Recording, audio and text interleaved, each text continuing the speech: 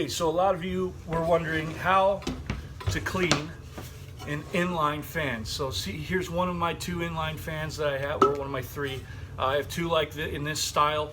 This is the fan that I highly recommend, and I'll show you how quiet it is in a moment. So if you look on the top, it's got these little screws, right? They go pretty much all around. Don't worry about these two, but just the ones right on that band. We're going to take those off first. So I use a power saw, power drill. You can use a regular screwdriver if you want. A lot of people think these strip them out, but if you know what you're doing, you'll be fine.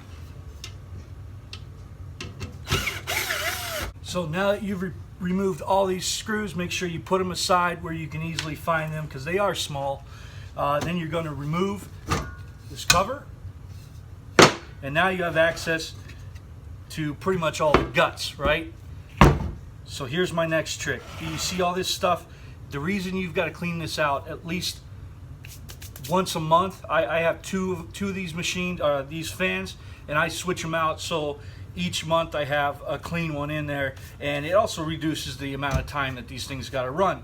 And at about 50 bucks a piece, it's really cheap maintenance. This stuff is super flammable. So that's why you don't want it to get too built up. This one it's got about a month worth of gunk on it, and I run my machine a lot. All right, so let's get to cleaning this off. Okay, one of the most essential tools I use to clean this off is actually a little handheld brush, and you're going to need this later.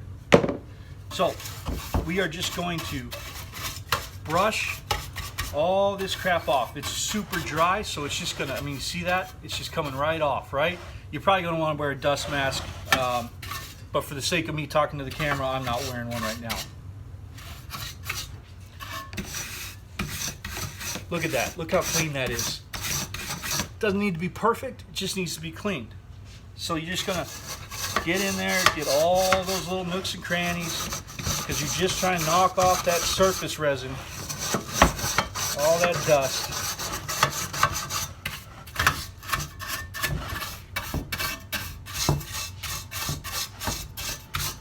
Okay, now that the back side is cleaned off, you got the front side. This is again super easy. You're just gonna shove this brush in there. These brushes are super cheap. I'll put a link to a good one, good cheap one down below. One of the best investments in my shop. And we'll just get the outside here.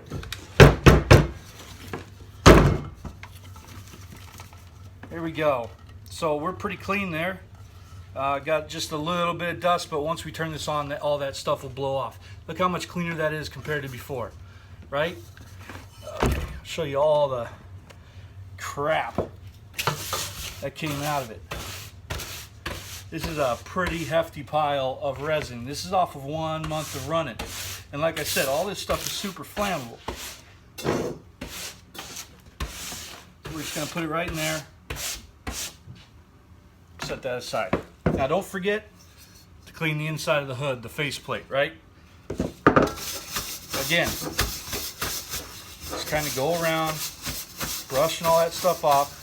You don't have to worry about getting every speck out because, like I said, we're going to blow it all out here in a minute. That's all the stuff that was just in that hood. So like I said, very important that you do the hood because this is another hefty little pile just from this faceplate.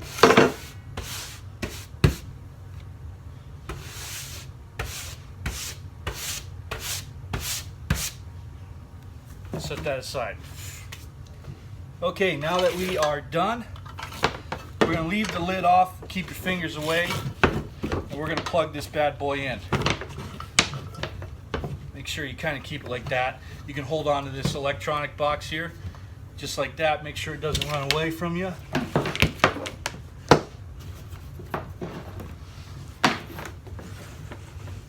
And then we're going to plug it in.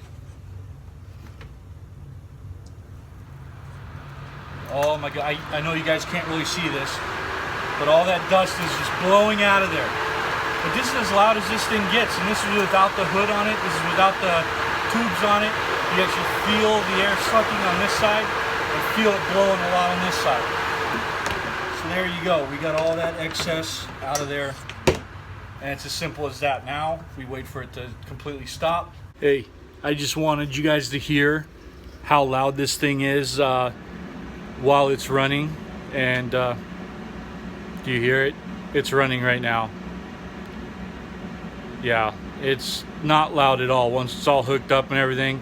I mean, I'm speaking in a totally, actually a pretty low voice, and you can't even hear the thing running behind me. So anyways, we're going to end up putting this cover back on. So you're going to want to make sure that you line it up correctly.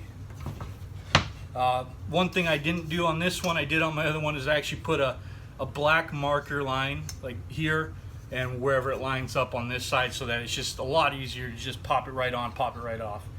And then you're just going to screw it back up and you're good to go. So now that you know how to clean these things, this one I would highly recommend, and again I will post the link down below. It's I don't know, 400 and something cubic feet per minute. It's great. I have a large Boss 3655 150 watt laser, and this thing does more than an adequate job of sucking all that smoke and carbon and resin out of there.